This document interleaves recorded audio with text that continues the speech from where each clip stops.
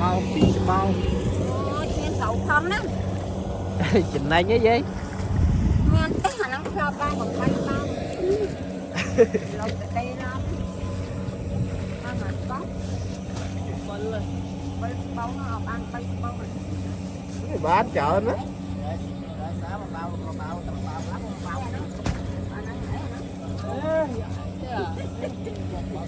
không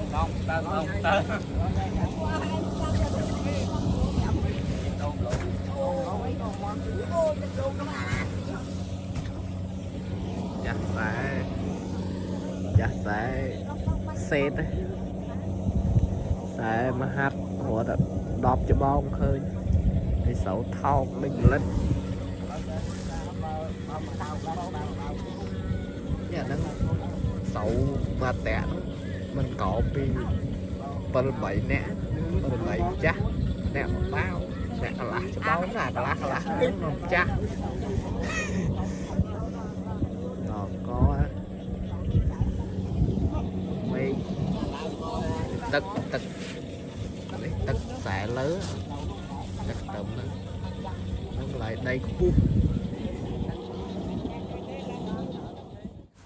បងប្អូនអើយមើលវីដេអូខាងដើមហើយអាណិតអ្នកស្រែឆ្នាំនេះផ្លោតតែ1ហិកតា3តោនយ៉ាងអន់ក៏2តោនកន្លះណាឆ្នាំនេះ1ហិកតាបាន8បាវកន្លះតោនហើយទឹកលិចទៀតស្រូវថោកទៀតម៉ាស៊ីនច្រូតថ្លៃទៀត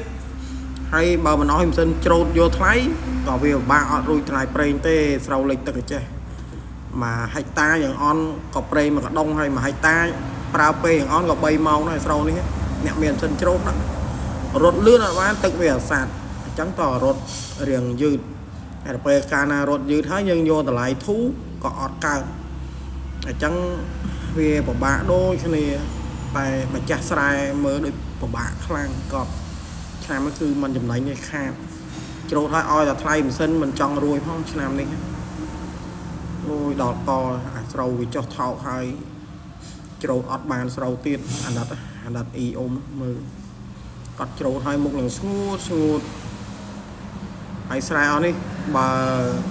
ម៉ាស៊ីនច្រូតអត់ចុះច្រូតអីគាត់ច្រូតដៃក្នុង1ហិកតា1លានម្ដុំហ្នឹងអញ្ចឹងវេទនាអ្នកស្រែនិយាយរួមវេទនារាល់ឆ្នាំម្ដុំហ្នឹងហើយខ្ញុំតែផ្ដាំពួកគាត់ដែរថាកុំឲ្យធ្វើស្រូវកាមដួលហ្នឹងតែធ្វើស្រូវកាមដួលគឺវាដួលហើយខ្ញុំផ្ដាំឲ្យគាត់ធ្វើ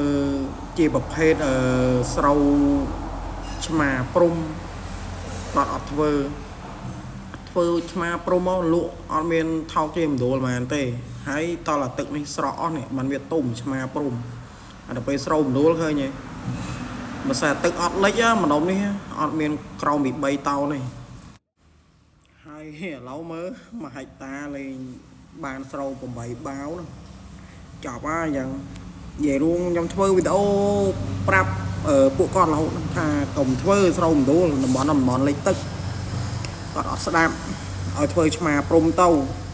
វាច្រូតបានថ្លៃគ្នាហើយយួនស៊ីឆ្មាព្រំ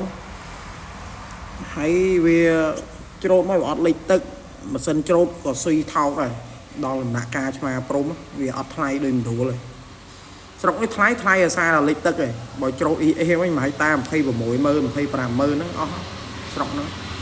ដល់ពេលស្រូវមដួលគឺថ្លៃព្រោះបាក់ច្រូតបើច្រូតយកថោកយកមកធ្វើម៉ាស៊ីនក៏មិនគ្រប់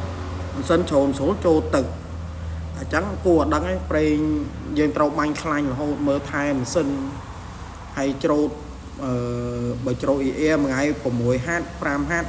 ច្រូតអាមដួលឯងបានអស់ឲ្យ2ហាត់កន្លះព្រោះវាលិចទឹកអញ្ចឹងគេយកថ្លៃតាមនឹងដែរអញ្ចឹងយើងបាក់បន្ទោសម្ចាស់ម៉ាស៊ីនបាក់បន្ទោរាជរដ្ឋាភិបាលមកពីយើងអ្នកខ្សែគ្នាយើងទេយើងអត់ចេះធ្វើស្រែណាដែលតម្រង់នៅតាមទីកន្លែងរបស់យើងដឹងថាស្រូវនឹងធ្វើពិបាកយើងធ្វើស្រូវផ្សេងមកធ្វើតណើបយងធ្វើស្រូវតណើបអីមកលក់បានថ្លៃដូចគ្នាហើយចុងក្រោយក៏សូមអរគុណដល់ពុកម៉ែបងប្អូនទាំងអស់គ្នាសម្រាប់តាមដានវីដេអូរបស់ខ្ញុំតាមពីដើមរហូតដល់ចប់សូមជួយចុច like ចុច share ចុច subscribe ដើម្បីបានវីដេអូថ្មី